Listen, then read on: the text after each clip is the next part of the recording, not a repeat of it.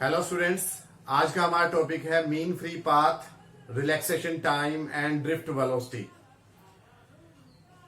आपको पता है कि दुनिया में सब चीजें एटम से मिलकर बनती हैं और एटम के अंदर सेंट्रल जो पार्ट होता है उसे हम न्यूक्लियस कहते हैं और न्यूक्लियस के अंदर प्रोटॉन्स एंड न्यूट्रॉन्स होते हैं और न्यूक्लियस के चारों तरफ इलेक्ट्रॉन्स जो कि नेगेटिवली चार्ज होते हैं वो रिवॉल्व करते हैं।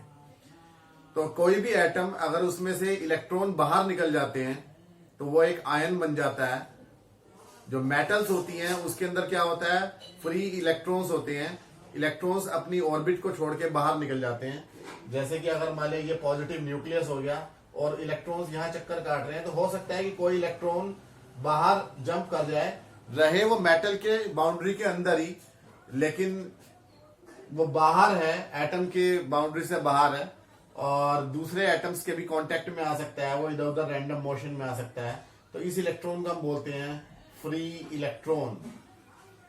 और ये जो फ्री इलेक्ट्रॉन्स होते हैं यही रिस्पॉन्सिबल होते हैं करंट के फ्लो के लिए।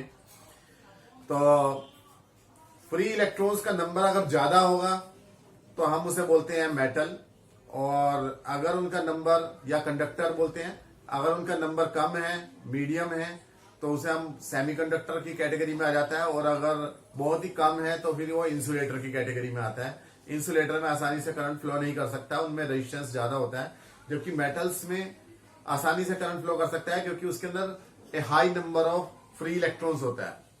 तो हमारे पास में एक ये मेटल का पीस है और इस मेटल में फ्री इलेक्ट्रॉन्स हैं और फ्री इलेक्ट्रॉन्स गैस के मॉलिक्यूल्स की तरह रैंडम मोशन करते रहते हैं थर्मल एनर्जी की वजह से, जो उनके पास में थर्मल एनर्जी है उसकी वजह से, और नेट डिस्प्लेसमेंट जीरो होता है, यानी कि नेट डिस्प्लेसमेंट ऑफ चार्ज भी जीरो होता है। अगर हम ये देखें कि इसके अंदर कितना करंट है इन फ्री इलेक्ट्रॉन्स की वजह से, तो आएगा जीरो, जब तक कि इसके ऊपर बाहर से कोई एक्सटर्नल इलेक्ट्रिक फील्ड नहीं लगाया।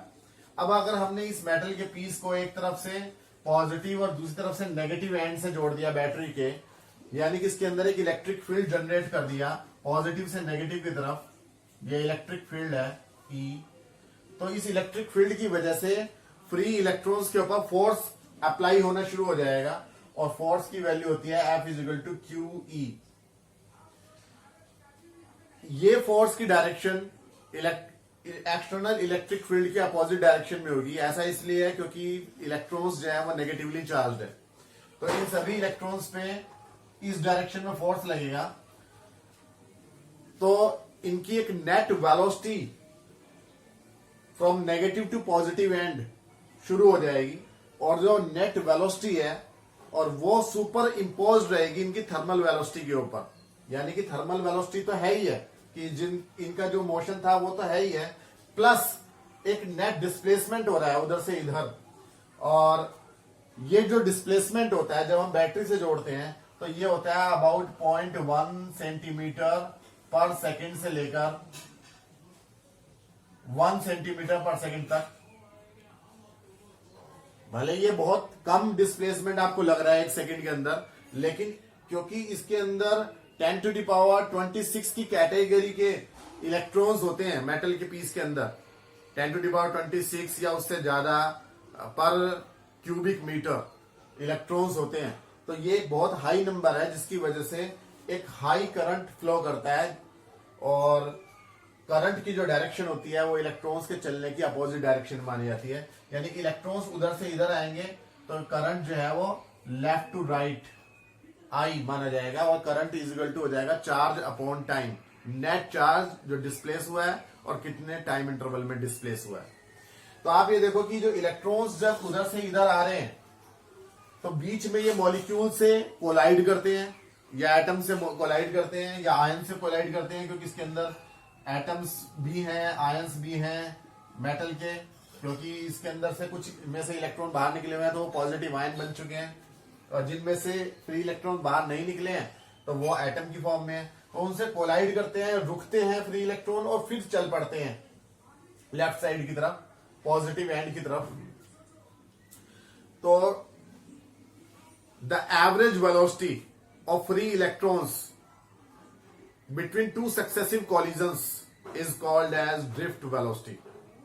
ड्रिफ्ट वेलोसिटी को हम वी डी से डिनोट करते हैं, वी के सबस्क्रिप्ट में डी लगा के। The average time interval between two successive collisions is called relaxation time. आप ये देखिए कि फ्री इलेक्ट्रॉन्स जो है, मान लिया यहां से एक इलेक्ट्रॉन चला है और वो यहां पे कोलाइड किया है, यहां से रुक गया है, वो फिर आगे जाके कोलाइड किया है, यहां पहुंच गया है, फिर वो यहां जाके यहां कोलाइड किया है, फिर वो यहां कोलाइड किया है। मान लिया ये 4 कॉलिजन्स हम सक्सेसिवली देख रहे हैं, तो इनमें टोटल टाइम कितना लगा है डिवाइडेड बाई 4। तो ये average time interval between two successive collisions आ जाएगा। इसे हम टाउ से डिनोट करते हैं, जो ग्रीक लैंग्वेज का लेटर है टाउ, उससे डिनोट करते हैं। तो tau is equal to total time divided by number of collisions, यानी कि average time interval between two successive collisions is called as relaxation time.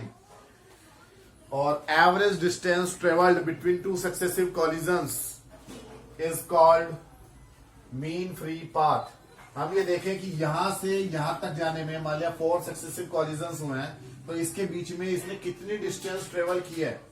मान लिया वो डिस्टेंस डी है और डिवाइड कर दें किससे, 4 से, तो वो क्या आ जाएगा आपका, ये आपका मीन फ्री पाथ आ जाएगा। यानी average distance travelled between two successive collisions by free electrons is called as mean free path. तो इन चीजों का यूज होगा आगे, हम ओम्स लॉ को प्रूव करेंगे उसमें। और एक रिलेशनशिप आती है I is equal to n e A v d, उसे प्रूव करने में इसका यूज होगा। तो इन डेफिनेशंस को आप नोट कर लें और अच्छे से समझें, और फिर हमारे नेक्स्ट टॉपिक पे आते हैं।